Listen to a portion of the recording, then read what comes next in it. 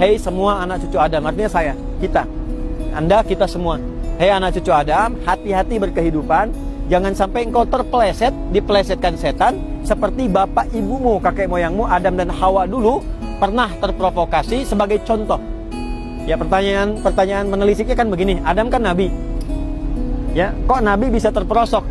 Padahal kan nabi terjaga kan? Nah, ini sering ada pertanyaan demikian. Ingat, mudah bagi Allah menjaga Adam, mudah sekali. Ya, tapi kenapa kemudian terperosok lewat keluarga, lewat istri?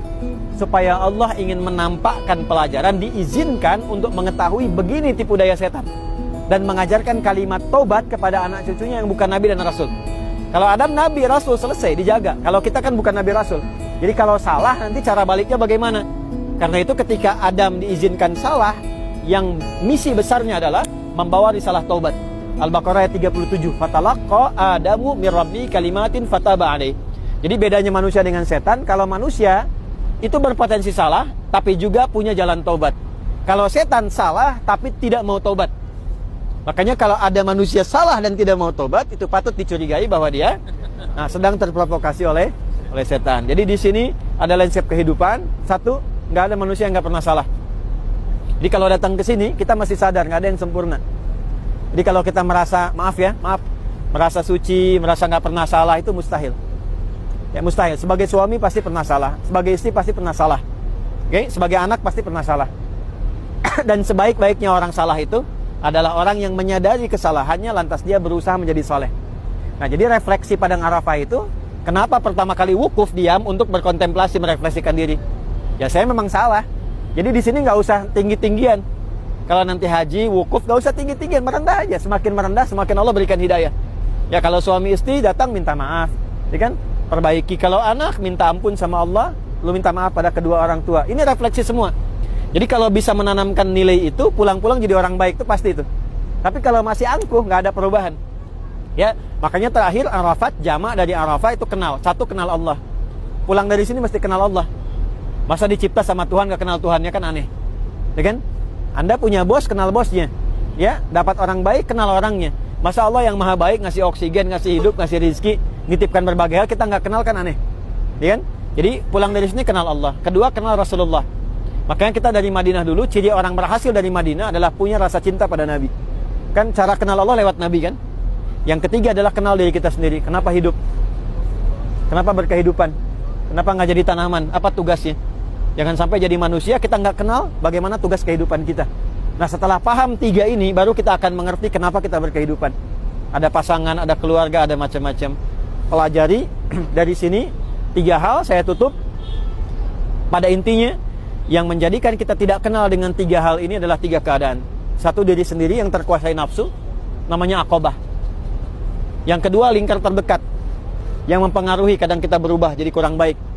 Baik itu pasangan, suami, istri dan sebagainya, itu disebut usta, lingkar dekat.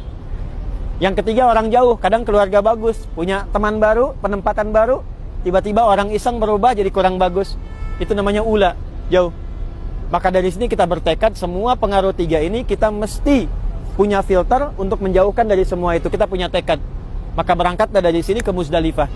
Ya, sebetulnya sih ada kata izdalafa dari kata zalafa yang membuat terpleset. Ya, faktornya disebut Muzdalifah. Ini kalau dari segi bahasa ya. Maka ke sana kita ngambil batu, kita lontar tiga bagian itu. Kita komitmen diri kita mesti baik, dilempar sifat-sifat kurang bagusnya. Nah, dari mana menemukan sifat itu? Di sini. Makanya jangan malu kalau ke sini saya kurang apa. Nanti bawa pakai batu di Muzdalifah, ambil batunya, jamarat dilontar. Yang dilontar itu hakikatnya adalah diri kita sendiri. Ya, jadi begitu bismillah, Allahu akbar 7, kita punya listnya. Ini Adi Hidayat nih, keras kepala, Adi Hidayat nih, kurang bagus, suka iri hati, lontar. Itu kalau melontarnya begitu, itu air mata keluar, begitu keluar air mata, sifat-sifat kotornya juga keluar. Itu sudah fitrah itu. Nah, makanya kalau belum keluar, kita duduk dulu sebentar. Ya, minimal 2-3 hari, 2-3 malam di Mina. Asalnya Muna sebetulnya, bukan Mina. Asalnya Muna. Muna itu harapan untuk menjadi baik. Ya, harapan untuk menjadi baik. Jadi kalau merasa kurang baik, masih ada sifat kurang bagus lagi, duduk lagi, merenung lagi. Masa udah jauh-jauh ke sini, nggak kenal Allah, masih belum baik juga. Setelah itu nanti sadar, oh ini, saya gaul dengan si fulan, kurang bagus nih. Saya dapat pengaruh dari si fulan, kurang bagus nih. Berangkat lagi, lontar lagi, bismillah, Allahu akbar. Dan doakan orang kurang baik itu menjadi baik. Itu asalnya. Bukan mencela, dasar si fulan nih, Allahu Akbar, bukan, enggak gitu.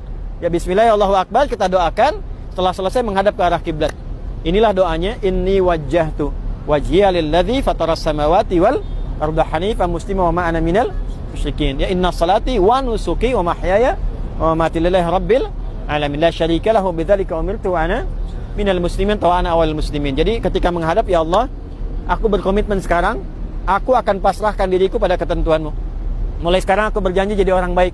Aku akan konsisten dengan sholat, aku tegaskan ibadah. Kalau aku hidup, diberi kesempatan, aku jadi lebih baik. Tapi kalau aku wafat pun sekarang, mohon wafatkan aku dalam keadaan muslim yang baik. Jadi itu risalah terakhir sebagai manusia menemukan tentang hakikat kemanusiaannya. Orang haji itu puncaknya itu. Jadi begitu mendapatkan itu hari kedua di Muna, dia boleh langsung kembali. Tapi kalau belum sadar, kesempatan terakhir hari ketiga. Begitu selesai 3 hari, keluarlah sifat buruknya, baiknya muncul. Nah, kebaikan yang datang setelah buruknya hilang itu disebut birrun namanya. Birrun. Sifat baik yang muncul setelah buruknya hilang. Kalau dia melekat pada diri kita, maka berubah namanya dari birrun jadi mabrurun. Prosesnya haji melahirkan sifat mabrur, maka disatukan menjadi haji mabrur. Jadi haji itu bukan gelar asalnya. Proses ibadah yang melahirkan sifat baik. Jadi disebut Pak Haji, Bu Haji itu maksudnya apa? Memberikan kesan bahwa Anda sudah baik. Jangan jadi nggak baik lagi. Makanya pulang-pulang Pak Haji, Bu Haji maksudnya Anda sudah jadi orang baik. Jangan nggak baik lagi, lisan nggak baik, kaki nggak baik dan sebagainya. Nah, ini adalah haji kecil, kita berada di sini, refleksinya demikian. Mudah-mudahan kehadiran kita bisa merubah jadi lebih baik. Ya, datang ke sini. Ini nggak ada ritual apapun selain musim haji. Jadi sekarang nggak ada ritual, cuman belajar aja. Belajar dari semua landscape ini merubah diri kita. Jadi yang bagus tuh begini, begitu tahu lihat Arafah tuh udah, oh ya, saya banyak salah nih, perbaiki. Nanti semakin kuat iman, ingat Arafah aja langsung baca Quran, ketemu Al-Baqarah, ya, udah. Faida afattu min Arafat, begitu menemukan, ya Allah, saya pengen jadi baik lagi. Padahal belum kesini. Itu kalau tahu hikmahnya. Makanya banyak orang mabrur sebelum datang karena bisa merubah dirinya lebih baik dalam pandangan Allah.